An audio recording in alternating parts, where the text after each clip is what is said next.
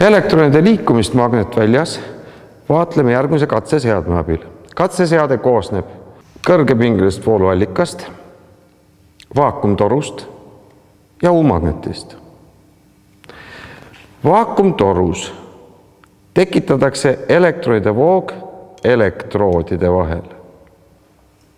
Elektroni voogu piiratakse tõkkega, milles on pilu ning pilu läbinud elektronide voog jätab jälje luminesseeruvale ekraanile.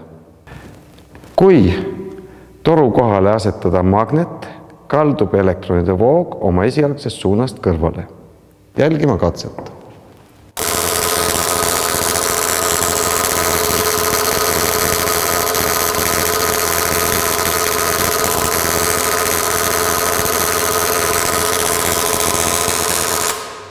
Millest sõltub see, kuhu poole kaldub elektronkiir?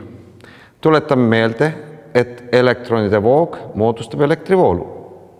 Elektrivoolu suund on aga määratud positiivselt laetud osakeste liikumise suunaga.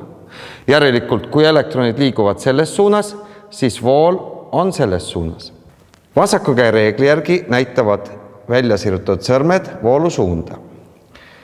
Kui paigutada siia magnet selliselt, et põhjapoolust on teist kaugemal, siis magnetvälja jõujad tulevad peopessa ning välja sirutatud pöial näitab kõrvale kalde suunda ehk jõu mõjumise suunda. Kontrollime seda katses.